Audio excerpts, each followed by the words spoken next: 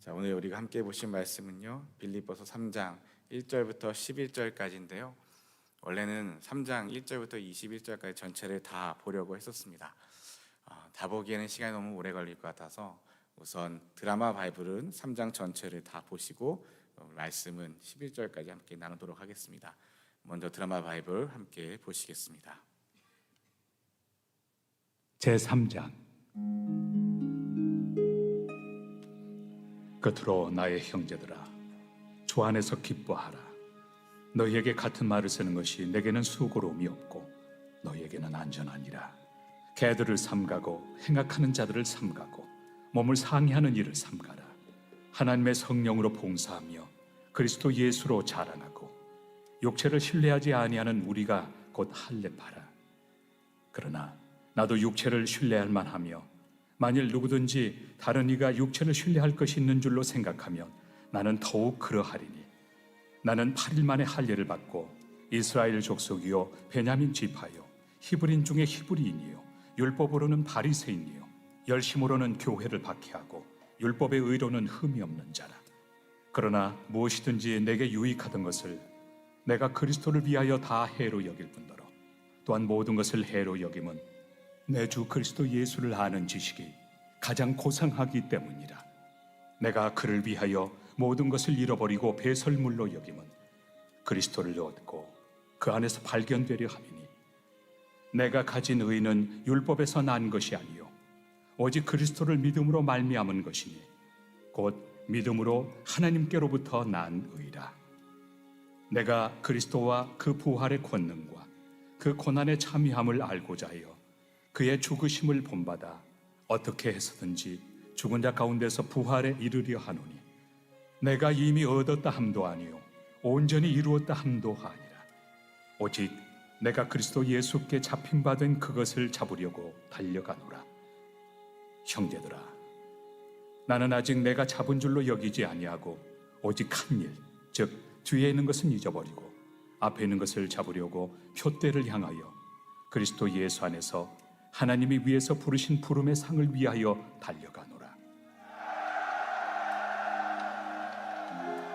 그러므로 누구든지 우리 온전히 이룬 자들은 이렇게 생각할지니, 만일 어떤 일에 너희가 달리 생각하면 하나님이 이것도 너희에게 나타내시리라.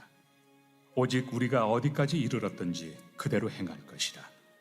형제들아, 너희는 함께 나를 본받으라. 그리고 너희가 우리를 본받은 것처럼 그와 같이 행하는 자들을 눈여겨보라. 내가 여러 번 너희에게 말하였거니와 이제도 눈물을 흘리며 말하노니, 여러 사람들이 그리스도의 십자가의 원수로 행하느니라.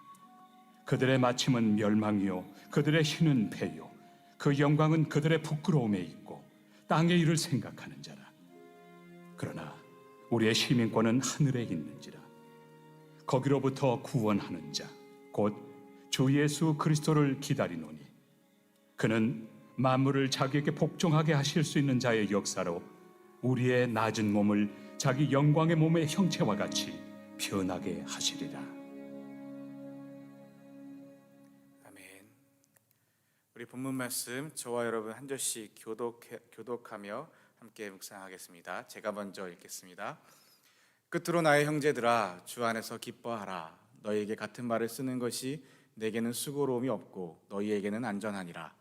개들을 삼가고 행악하는 자들을 삼가고 몸을 상해하는 일을 삼가라. 하나님의 성령으로 봉사하며 그리스도 예수로 자랑하고 육체를 신뢰하지 아니하는 우리가 곧 할례파라. 그러나 나도 육체를 신뢰할 만하며 만일 누구든지 다른 이가 육체를 신뢰할 것이 있는 줄로 생각하면 나는 더욱 그러하리니, 나는 8일 만에 할례를 받고 이스라엘 족속이요 베냐민 지파요 히브리인 중에 히브리인이요 율법으로는 바리새인이요 열심으로는 교회를 박해하고 율법의 의로는 흠이 없는 자라. 그러나 무엇이든지 내게 유익하던 것을 내가 그리스도를 위하여 다 해로 여길 뿐더러 또한 모든 것을 해로 여김은 내 주 그리스도 예수를 아는 지식이 가장 고상하기 때문이라. 내가 그를 위하여 모든 것을 잃어버리고 배설물로 여김은 그리스도를 얻고 그 안에서 발견되려 함이니, 내가 가진 의는 율법에서 난 것이 아니요 오직 그리스도를 믿음으로 말미암은 것이니 곧 믿음으로 하나님께로부터 난 의라. 내가 그리스도와 그 부활의 권능과 그 고난에 참여함을 알고자 하여 그의 죽으심을 본받아 어떻게 해서든지 죽은 자 가운데서 부활에 이르려 하노니 아멘. 이제 빌립보서 3장의 말씀을 함께 보면 이 말씀에서 사도 바울이 정말 원하시는 것, 사도 바울이 정말 바라는 것이 무엇인지 함께 살펴볼 수 있으면 좋겠고, 또한 사도 바울이 바라고 원하는 그것이 저와 여러분에게도 원하고 바라는 그 소망이 되기를 소망합니다. 1절 말씀은 그렇습니다. 이제 쉬운 성경 버전으로 함께 나눠보려고 하는데요. 1절 말씀에 형제 여러분 주 안에서 주님 안에서 항상 기뻐하십시오. 3절에서도 예수 그리스도 안에서만 자랑합니다 라고 이야기합니다. 사도 바울이 이 빌립보서 앞에서도 이미 작년에 보셨던 말씀들이라서 이제 기억이 안 나실 수 있지만, 사도 바울이 항상 이야기하는 것은 주님 안에서 기뻐하고 주님 안에서 자랑하고 주님을 자랑하고 주님을 기뻐하는 것입니다. 나의 모든 것, 나의 뭐 대단한 것을 자랑하거나 기뻐하는 것이 아니라 주님 안에서 주님을 기뻐하고 주님 안에서 주님을 자랑하는 것, 그것이 사도 바울이 늘 하는 이야기인데요. 또한 사도 바울이 그 빌립보 교회에도, 빌립보 교인들에게도 그런 이야기들을 가르치고 전하고 하였는데, 문제는 그 가운데 육체적인 할례를 이야기하는 사람들이 있다라는 겁니다. 예수를 믿게 된 사람들이 크게 두 가지 종류로 볼 수가 있습니다. 한 부류는 유대파 그리스도인 혹은 유대인 그리스도인이라고 표현하기도 하는데, 원래 유대인들이었다가 예수를 믿게 되어 개종한 유대인 그리스도인들이 있습니다. 또 다른 한편으로는 헬라파 그리스도인 혹은 이방인 그리스도인이라고 하는 원래 이방인들 헬라인이었다가 예수를 믿게 된 사람들이 있습니다. 저와 여러분들이 아시다시피 사도 바울은 이방인의 사도로 어떤 부르심을 받아 많은 이방 지역들, 예루살렘만이 아니라 이스라엘 유대인들에게만이 아니라 여러 나라들, 여러 지역들을 돌아다니며 정말 많은 사람들에게 복음을 선포했던 귀한 분이십니다. 이 빌립보도 마찬가지입니다. 그렇게 하나님의 말씀으로 사람들을 세우고 교회를 세우고 예수를 전파하고 복음을 선포했던 이 빌립보 교회에, 이 빌립보에 있는 이 헬라파 유대인들, 이방인들 유대인들, 여러분 헬라파 이방인들은 어려서부터 유대인들의 그 규례와 상관이 없기 때문에 뭐 할례를 한다거나 뭐 유대인의 명절을 지키거나 지킬 수도 있지만 그런 것과 상관이 없지요. 근데 유대인들은 어려서부터 할례를 비롯하여 여러 가지 율법들을 가르치고 배우고 지키며 살았습니다. 근데 사도 바울이 전하는 복음은 무엇이냐면 예수 그리스도의 십자가가 우리를 구원한다는 거죠. 예수 그리스도께서 십자가에서 죽으심으로 저와 여러분 우리를 구원하신다. 이게 사도 바울이 전하는 복음인데, 이것을 가만히 듣고 보니 이 유대교에서 개종한 그리스도인들 혹은 여전히 유대교인 사람들이 지켜봤을 때 그것으로는 부족해 보이는 거예요. 뭔가 내가 아무것도 안 하는 것 같고, 뭔가 내가 이래도 구원을 받을 수 있나? 이게 정말 구원인가? 이건 너무 좀 이상한데? 싶은 생각들이 드는 겁니다. 그래서 율법에 모세가 이야기했던 것처럼 할례도 받아야 되고 이것도 지켜야 되고 이것도 지켜야 되고 여러 가지 이야기들을 하게 되는 거죠. 그 이야기를 들은 이 이방인에서 이제 그리스도인이 된 사람들은 그 이야기를 듣고 혼란해지는 겁니다. 분명히 사도 바울 선생은 예수 그리스도의 십자가로 말미암아 죽으심으로 말미암아 우리가 구원을 받았다라고 말씀하셨는데, 아니 저 유대인들은 이것도 해야 되고 저것도 해야 되고 해야 된다고 하니 무엇이 맞는 것일까? 무엇이 정말 구원받는 길인 것인가? 복음인가? 근데 이것이 이제 육체적 할례라고 얘기하는 것이 단순히 이 할례만을 이야기하는 것이 아니라 그것을 비롯하여 우리의 수고, 우리가 쌓는 선, 우리가 해야 되는 하는 여러 가지 일들, 선행과 봉사와 여러 가지 것들이 이야기합니다. 이것을 마치 우리 오늘날의 교회로 가져와서 이야기하다 보면 그런 거죠. 교회에서 예배 하나도 빠지면 안 되고, 헌금 하나도 빠뜨리면 안 되고, 11조 건축 헌금, 감사 헌금, 선교 헌금, 무슨 헌금 빠지면 안 되고, 성가대 봉사 하셔야 되고, 찬양팀 당연히 하셔야 되고, 그리고 교사 분명히 하셔야 되고, 또 뭐 어디서 뭐 수련회 한다 그럼 가셔서 또 식당 봉사도 해주셔야 되고, 주일에 친교 봉사 하셔야 되고, 차량 운행 하셔야 되고, 이것 저것 요거 저거 다 하실 수 있는 한 최대한 하셔야, 그래야 구원을 받습니까? 아니죠. 그런데 이 육체적인 할례를 이야기하는 것은 그래야 구원을 받는다는 거예요. 근데 저와 여러분 이미 아시다시피 그런 봉사와 섬김과 우리가 쌓는 선, 심지어는 가난한 이웃들에게, 무숙자들에게 음식을 나누어주고 어려운 이웃들을 돌봐주고 힘든 사람들을 챙겨주고 책임져 주는 것, 그 모든 일들까지도 그것 때문에 구원을 받는 것이 아니라 구원을 받았기 때문에 그런 일들을 마땅히 감당하는 것입니다. 순서가 바뀌면 안 됩니다. 사도 바울이 말하는 것도 순서입니다.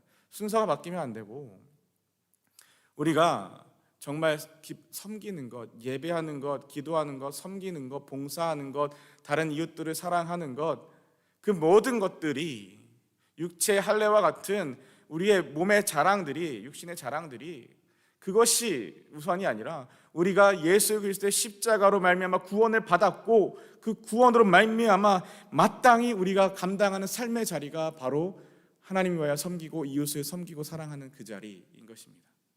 그런데 그렇게 하지 않는 육체적인 할례, 이 이야기들을 하는 모습들이 있다는 거죠. 또한 이 육체적인 할례를 이야기하는 사람들 중에 자신의 신분에 대해서 자랑하는 사람들이 있었습니다. 마치 이런 겁니다. 오늘날에 따지면 나는 모태신앙이야. 너 예수 믿은 지 얼마나 됐어?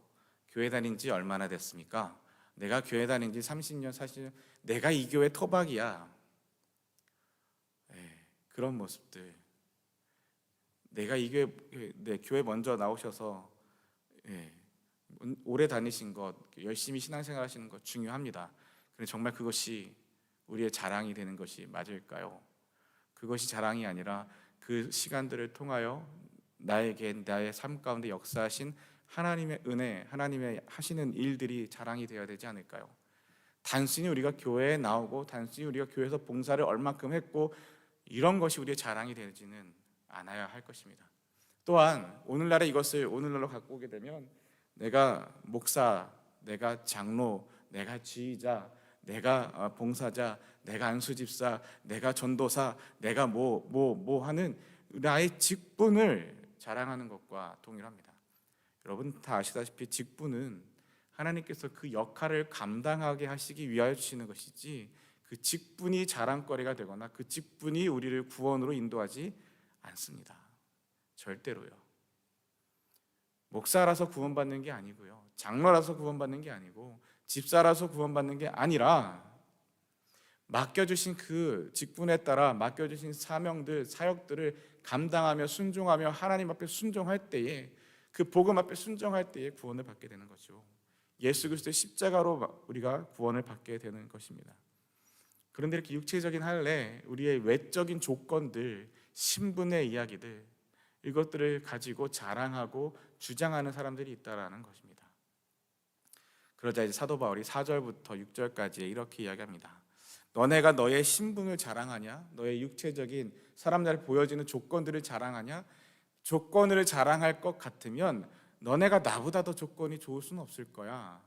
내 조건은 이러해 하면서 이야기하는 것들이 뭐냐면, 육체적으로 보면 나 스스로를 믿을 수도 있습니다. 이 세상 어느 누구보다 인간적인 조건을 더욱 많이 갖춘 사람이 바로 납니다 라고 이야기합니다. 사도 바울의 조건이 어떠했냐면, 그의 이제 신체적인 태어난 출신의 조건이 어땠냐면, 태어난 지 8일 만에 할례를 받았습니다. 태어난 지 8일 만에 할례를 받았다라는 이야기는 단순히 육체적인 할례를 받았다라는 것만을 뜻하는 것이 아니라 그만큼 그 가정이 율법을 지키는 가정이었다라는 거죠.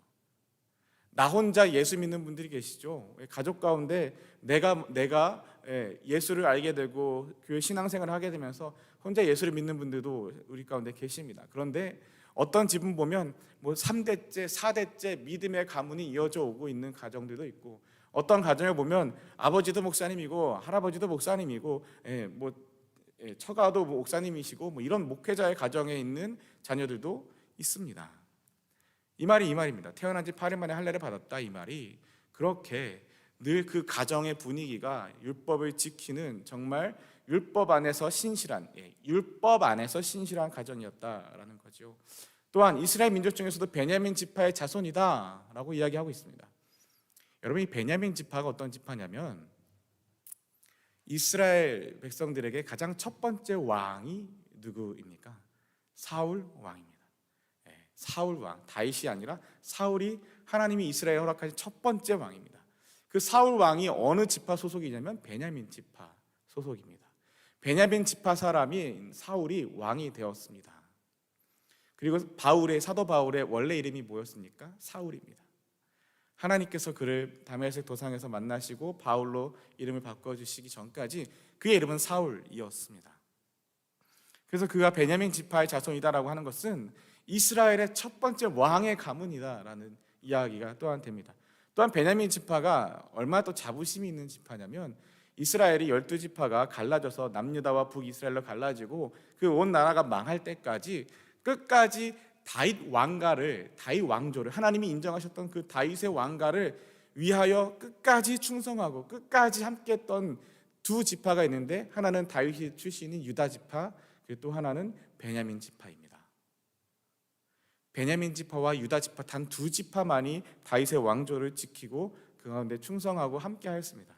그러니 베냐민 지파 출신이다라는 이것은 우리 집은 선교사 집안이야, 우리 집은 뭐 몇 사대째 5대째 목사 집안이야, 뭐 이런 것 마냥 그렇게 사람들이 앞에 드러낼 수 있는 그러한 조건인 것이죠.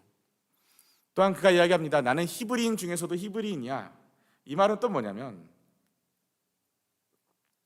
사실 이 사도 바울은 디아스포라에 살고 있었습니다. 무슨 말이냐면 오늘 저와 여러분들처럼 이민자, 흩어져 사는 그리스도인, 교포 2세 뭐 이런 느낌의 그런 사람이었습니다. 그래서 이 사도 바울이 쓰는 기본적인 언어는 헬라어입니다.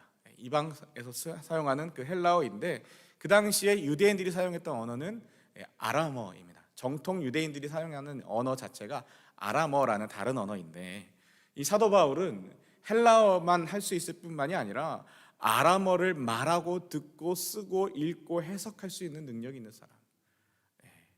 그래서 정말 히브리인 중에 히브리인처럼 아람어 헬라어를 다 할 수 있었던 그 아람어로 쓰여진 말씀들을 읽고 해석하고 함께 나눌 수 있었던 그런 사람이었습니다.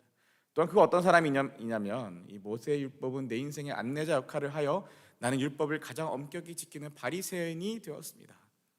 그리고 바리새인이 된다는 것, 우리는 이 바리새인이라는 단어 앞에서 약간 이 부정적인 마음이 좀 있죠. 불편한 마음이 있습니다. 왜냐하면 예수님을 십자가에 못 박는데 큰 역할을 했던 사람들, 예수님을 반대했던 그 사람들, 무리들, 이러한 인식이 있기 때문에 바리새인이라고 하면 좋지 않게 보는 경향이 있는데 정말 여러분, 그 가운데 유대인들 가운데 그 시대에 바리새인이 된다는 것, 모든 유대인으로 태어난 모든 사람들이 바리새인이 될 수 있었던 것이 아닙니다. 아무나 바리새인이 되는 게 아니라 그 유대인들 중에 토라를, 말씀을 묵상하고 읽고 외우고 613가지가 되는 율법들의 조항들을 지키고 행하고 또한 바리새인이 되기 위하여 훈련을 받고 철저한 검증을 받은 그 대단한 사람들이 바리새인이 됩니다. 대단하고 대단한 사람들이, 정말 열심히 있고 대단한 사람들이 바리새인이 되는 거예요. 그리고 나서 또한 이 다른 본문에 보면 사도 바울은 가말리엘의 문화생이라고 하는 표현이 또한 있습니다. 가말리엘이라 하는 선생의 제자라고 하는데 그 가말리엘이라는 사람은 당시에 정말 유수한 대단한 선생이었습니다. 바리새인 선생 학자이었는데 가말리엘의 제자가 된다는 건 이 유대인들 중에서 정말 대단한 사람들이 바리새인이 됐는데 그 바리새인들 중에서도 소위 말하는 상위 1%의 대단한 사람들이 가말리엘 선생의 제자가 되는 그 영광을 누렸다고 합니다. 그래서 가말리엘의 제자라고 한다면 어디에 가서 유대인들 사회에서 나의 선생님이 가말리엘 선생님이셔, 내가 가말리엘 선생님의 제자야 라고 말한다면 마치 한국 안에서는 내가 서울대 나왔어 뭐 이런 거 같고, 뭐 내가 하버드 나왔어 예일이야 뭐 이런 느낌의, 뭐 그런 느낌의, 꼭 그보다 오히려 더 대단한, 더 엄청난 그런 조건의 사람이었고, 가말리엘의 제자가 됐다는 건 다른 사람들에게 율법을 가르칠 수 있는 랍비의 자격을 갖추었다라는 뜻도 됩니다. 랍비가 사람들에게 율법을 가르치고 해석하고 선포할 수 있는 랍비의 자격까지 있었던 대단한 사람이, 그 대단한 사람들 중에 더 대단한 사람이 바로 사도 바울이었다라고 자신의 과거에 대해서 이야기하고 있습니다. 그리고 그 율법이 얼마나 대단하냐면 그 율법을 지키는 것에 너무나 열심이어서 교회를 핍박하기까지 하였고, 모세의 율법을 지키고 따르는 데 있어서는 그 어느 누구도 나의 허점을 찾을 수 없을 정도로 나는 정말 율법에 철저했던 사람이다 이야기하고 있습니다. 때때로 안타까운 모습이긴 한데, 교회에서 신앙생활을 하다 보면 직분에 대해서 매우 많이 집중하고 계신 분들을 보게 됩니다. 권사가 되기 위해서, 장로가 되기 위하여, 또 목사 사위를, 목사 아들을 만들기 위해서 뭔가 그것이 대단한 나의 자부심이 되는 것 마냥 그 직분을 얻기 위하고 직분을 받기 위하여 정말 눈에 보이도록 그렇게 행동하시고 눈에 보이도록 섬기시는 분들도 간혹 보게 됩니다.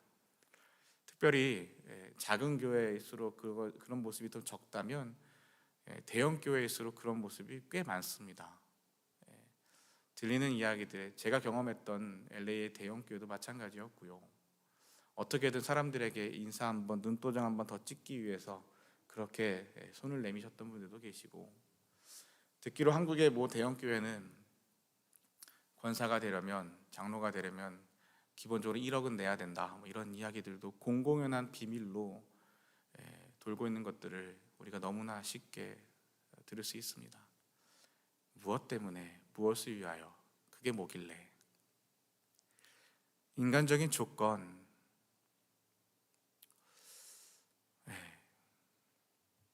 제가 경험했던 한 분도 참 안타까운 마음이 있는 분인데, 목사님이셨는데 아버님이 명성교회 시무장로님이셨어요.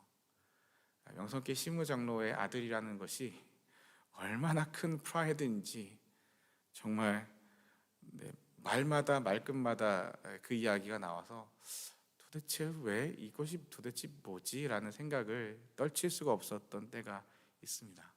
명성교회 시무장로의 아들이라는 것이 명성교회 안에서는 힘이 있다고 할지라도 교회 벗어나면 그게 뭐예요? 그냥 아저씨 아들이지. 교회 안에서 장로님이지 교회 밖에 나가면 아저씨입니다. 할아버지입니다.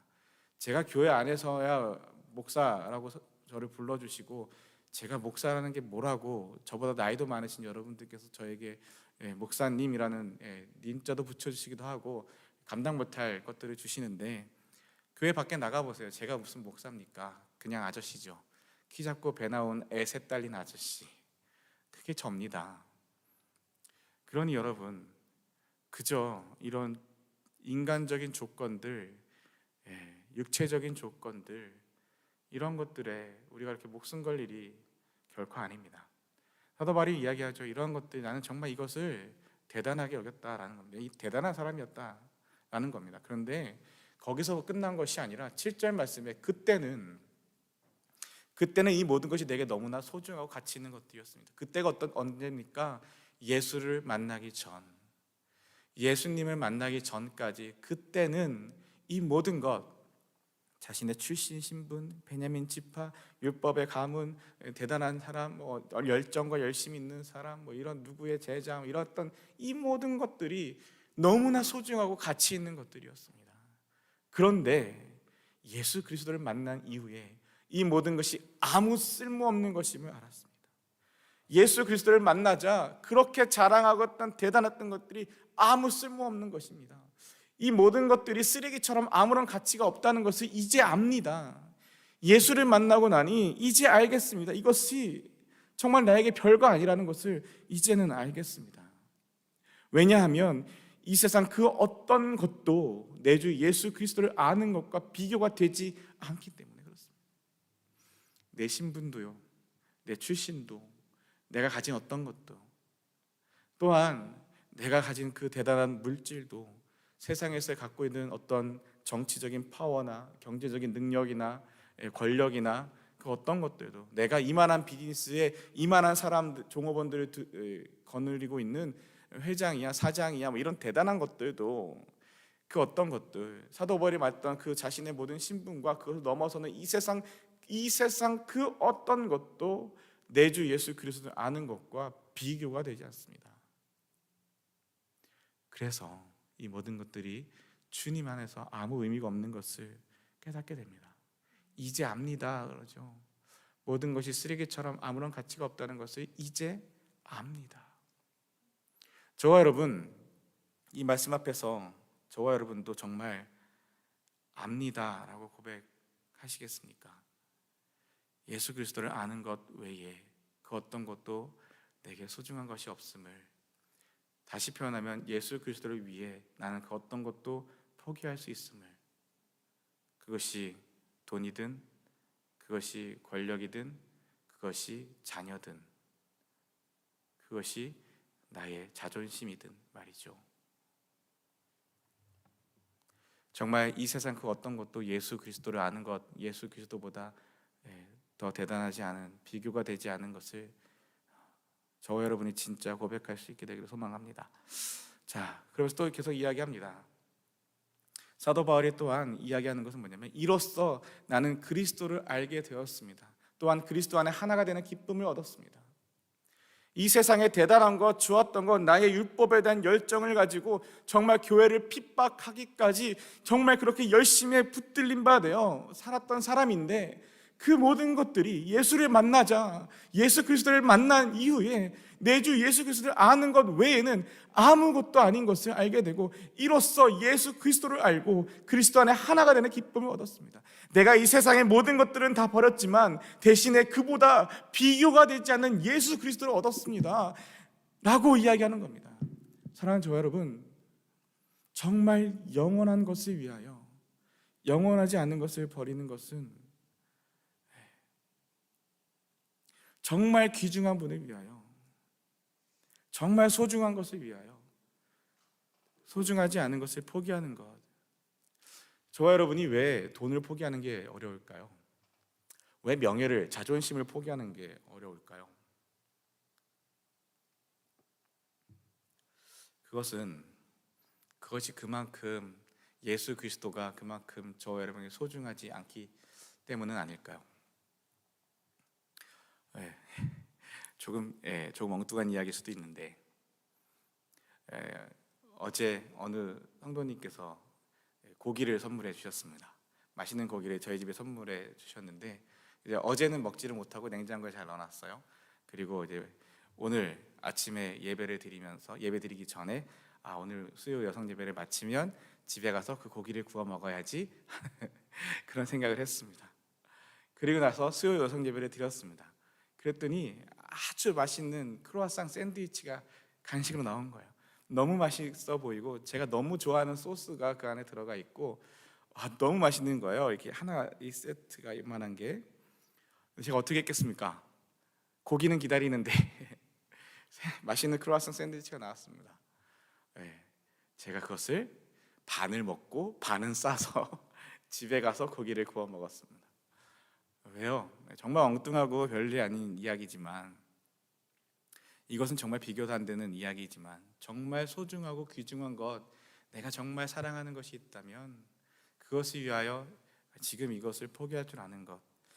연애, 결혼을 해보신 분들은 경험이 있으시죠? 저도 저희 아내와 무려 제가 제 기억으로는 중학교 2학년, 저희 아내의 기억으로는 초등학교 6학년부터 알고 지냈다고 하는데, 어쨌든 제 기억으로는 중학교 2학년, 아내가 중학교 1학년 때부터 한 교회에서 계속 같이 신앙생활하면서 알고 지냈던 아내입니다. 여자입니다. 아내와 연애를 할 때, 그럼에도 불구하고 아내와 연애를 할 때 제가 있던 학교 기숙사와 아내가 살던 이 처갓집은 지하철 타고 1시간 거리였습니다. 1시간 거리인데 이제 내려왔다 올라갔다 하는 걸어다니는 시간까지 하면 1시간 반 이상이 걸리는 거리였는데 정말 사랑하니까 1시간 반의 거리를 거의 매일 갑니다. 거의 매일 갔다가 마지막 전철 시간 딱 보고 이제 막차야 하면 부랴부랴 전철역에 뛰어 들어가서 전철을 타고 다시 학교로 들어가고요. 어느 날 아내가 감기 걸린 것 같아, 목이 좀 아파. 감기 걸렸다가 아니고 감기 걸린 것 같아 그랬는데 약을 사서 부랴부랴 거기까지 쫓아가서 약만 딱 전달해주고 찬바람 맞으면 안 되니까 나오지 마 그러고 다시 또 왔다 갔다 3시간이죠. 그 3시간의 거리가 하나도 아깝지가 않습니다.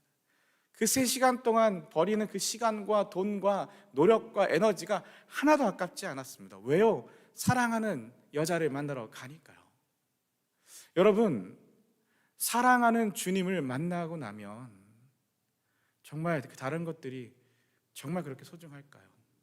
그런데 저와 여러분이 다른 것들이 그렇게 소중하다면 정말 사랑하는 주님을 만난 걸까요? 오늘도 예배에 함께 하시는 저와 여러분이 정말 사랑하는 주님을 만나고 경험할 수 있으면 좋겠습니다. 그래서 사도 바울이 나는 그리스도를 알게 되었습니다. 그리스도 안에서 하나가 되는 기쁨을 얻었습니다. 이 고백이 저와 여러분에게도 있기를 소망합니다. 자, 이제 비로소 10절, 11절에 사도 바울이 마지막으로 이 이야기들을 쭉 압축하고 농축해서 그래서 내가 바라는 건 뭐냐면, 그래서 내가 원하는 것은 뭐냐면, 사도 바울이 정말 원하는 것, 정말 바라는 것이 무엇인지를 이제 이야기하십니다. 우리 10절과 11절 함께 읽어보겠습니다. 시작. 이제 내가 바라는 것은 그리스도를 알고 죽음에서 부활하신 그 능력을 체험하며 그리스도와 함께 고난받고 그분과 같이 죽는 것입니다. 그분을 따를 수만 있다면 나도 마지막 날 부활의 기쁨에 참여할 수 있을 것입니다. 아멘. 사도 바울이 진짜 원하는 것은 뭐냐면, 내가 이 모든 것들을 쓰레기처럼 배설물처럼 여기고 내가 예수 그리스도를 알고 주님을 얻었다. 그래서 정말 내가 원하는 것이 뭐냐면 그리스도를 날마다 알아가고 정말 그리스도를 따름으로 말미암아 주님의 그 부활의 기쁨에 동참하기를 원한다. 이 이야기입니다. 그리스도를 알고 죽음에서 부활하신 그 능력을 체험하며 그 부활의 기쁨에 참여할 수 있기를 소망한다. 이것이 사도 바울이 진짜 원하는 것입니다.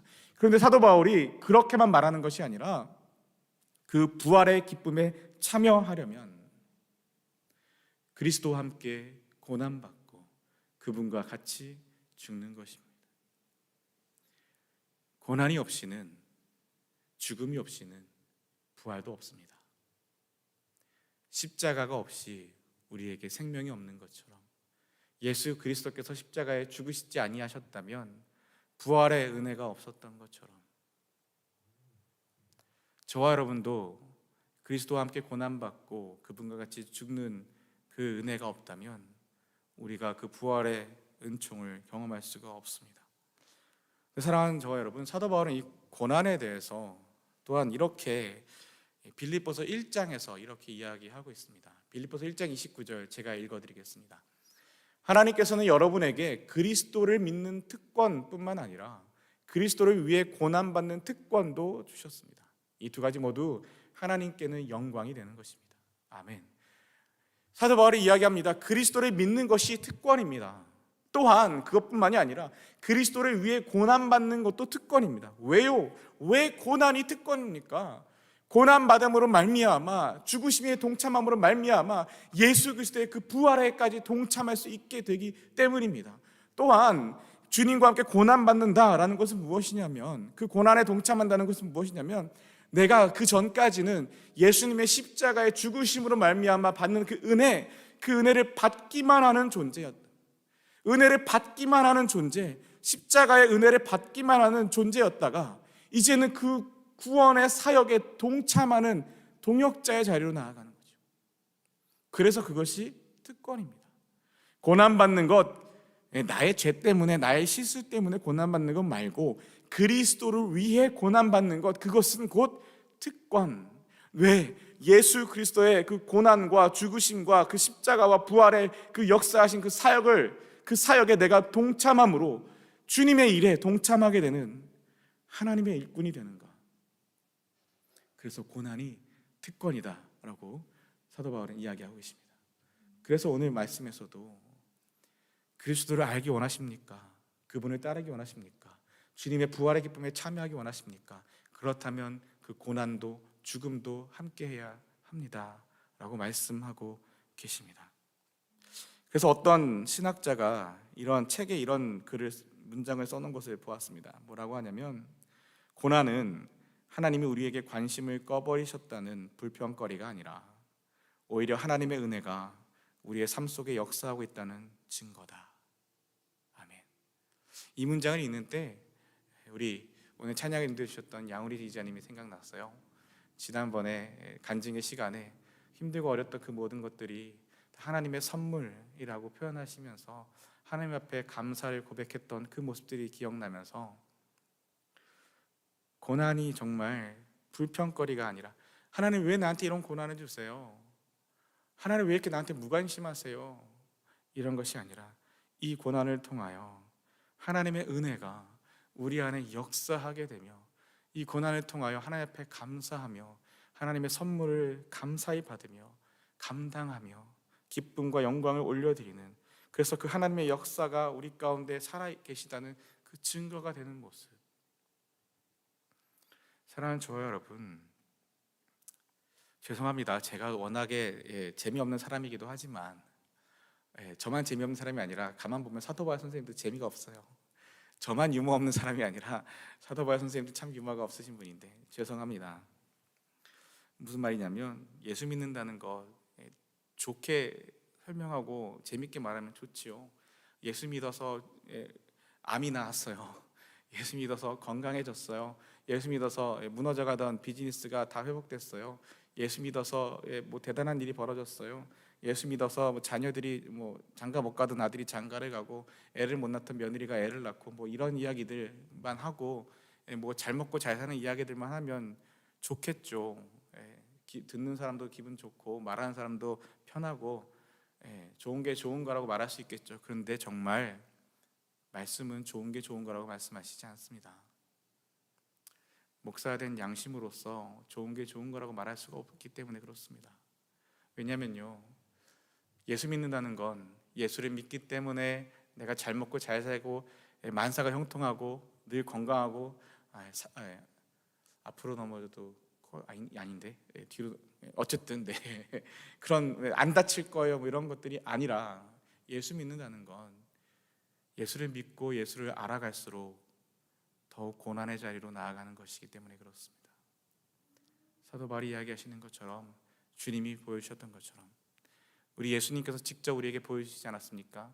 하늘에서 땅으로, 창조주가 피조물의 형체로, 왕이 종의 모습으로 내려오셔서 십자가에서 생명을 내어주셨습니다. 우리가 그 생명을 받을 만한 가치가 있는 존재입니까? 우리가 뭔가 대단한 것이, 잘한 것이 있어서 그렇습니까? 아니요. 아무 가치도 없고 아무 자격도 없는 저와 여러분을 위해서 주님이 온전히 사랑하시기 때문에 십자가에서 죽으신 것, 그것이 바로 은혜인 것입니다. 저와 여러분이 하나님을 먼저 만났습니까? 저와 여러분이 하나님을 찾아갔습니까? 아니요. 하나님이 우리를 찾아오셨습니다. 지금도 저와 여러분이 하나님을 찾아가고 하나님 앞에 예배하며 나아간다는 것은 우리가 그럴 만한 능력이 있어서가 아니라, 우리를 위하여 먼저 예수 그리스도께서 십자가에서 죽으심으로 길과 진리와 생명이 되어주시고 하나님께로 나아갈 수 있는 길을 열어주셨기에, 그 은혜와 은총이 있기에 우리가 오늘도 십자가를 의지하여, 그 능력을 의지하여 하나님 앞에 예배할 수 있는 것입니다. 내 능력 때문이 아니고, 내 자격 때문이 아니고, 내 뭐 대단한 것 때문이 아닙니다. 그러하기에 사도 바울이 말하는 것처럼 그리스도를 알고 그분을 따를 수만 있다면, 주님의 부활에 마침내 동참할 수 있다면, 그를 위하여 지금 그리스도와 함께 고난받고 그분과 같이 죽는 것, 그것이 은혜입니다. 그것이 은혜입니다. 사랑하는 저와 여러분, 오늘 말씀 앞에서 주님의 그 은혜가 저와 여러분에게도 있기를 소망합니다. 예수를 믿을수록, 예수를 알아갈수록, 주님의 사랑을 경험할수록, 주님의 사랑을 고백할수록 고난의 자리, 죽음의 자리, 나를 위한 고난의 자리가 아니라 그리스도께서 우리를 위하여 죽으신 것처럼 우리도 연약한 다른 사람들을 위하여 고난의 자리, 죽음의 자리, 섬김의 자리, 나눔의 자리에 함께 나아가 마침내 주님 앞에 설 때에 주님의 그 부활의 기쁨에 동참함으로 그리스도를 알고 그리스도를 닮아갈 수 있는, 하루아침에 짠하고 예수를 닮는 사람 없습니다. 하루아침에 내가 예수 믿고 하루아침에 짠하고 나의 모든 삶이 머리끝에서 발끝까지 예수님을 닮아가는 사람이 있다면, 닮아버리는 사람이 있다면 조심하십시오. 위험한 사람입니다.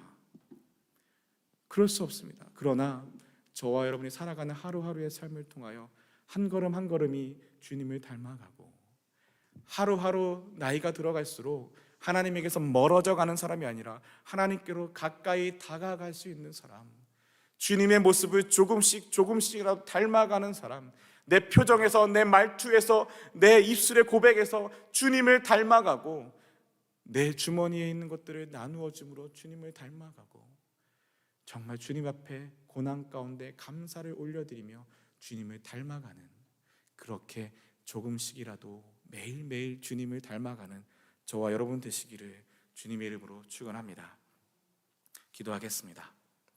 하나님, 정말 고백하오니 이 시간 하나님의 은혜가 우리 가운데 함께 해주셔서 정말 하나님을 향한 우리의 고백이 주님 앞에 상달되고 정말 주님의 은혜 가운데 나를 사랑하시고 나를 위하여 생명을 내어주신 예수 그리스도의 그 은혜 가운데 하나님, 그 은혜의 자리에 나도 동참하기 위하여 주님의 고난, 주님의 죽으심의 자리까지 감사함으로 함께하는, 정말 그렇게 우리의 삶의 한 자리 한 자리가 주님을 닮아가는 하나님의 귀한 사람들 되게 하여 주시옵소서. 예수 그리스도의 이름으로 기도드립니다. 아멘. 우리 함께 찬양하겠습니다. 주 예수보다 더 귀한 것은 없네.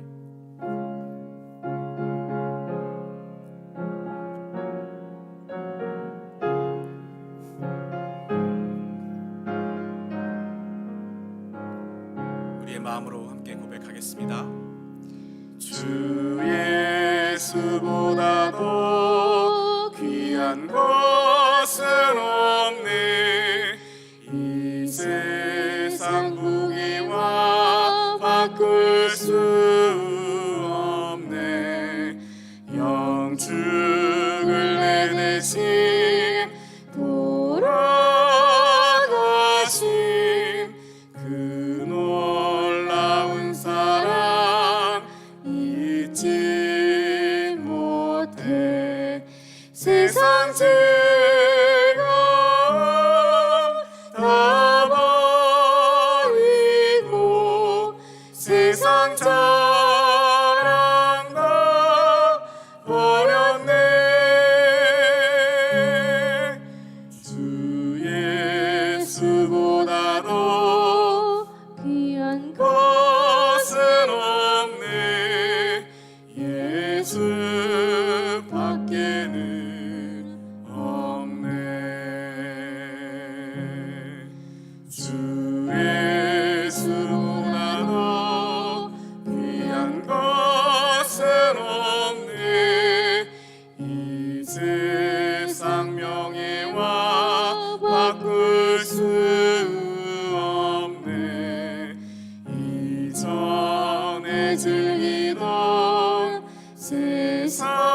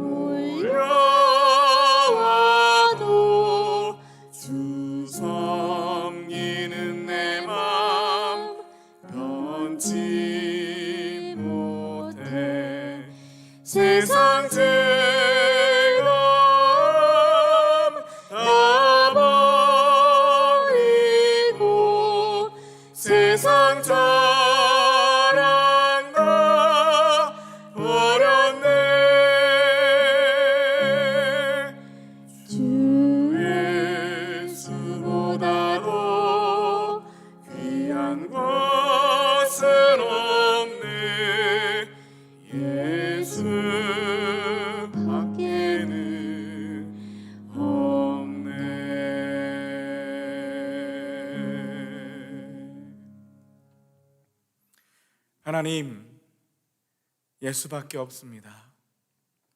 예수님이면 충분합니다. 그 십자가로 우리가 구원을 받고 그 십자가가 우리의 생명이 되는 것을 고백합니다.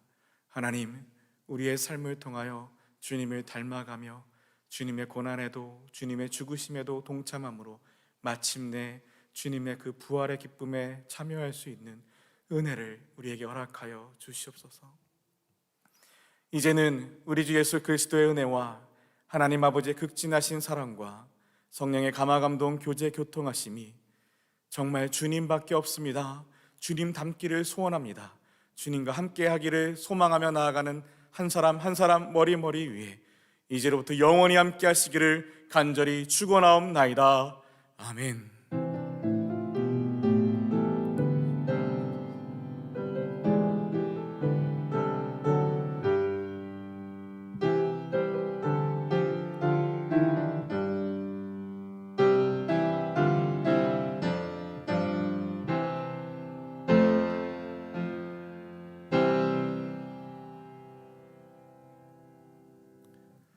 함께 예배할 수 있어서 감사합니다. 수요 예배를 마쳤습니다.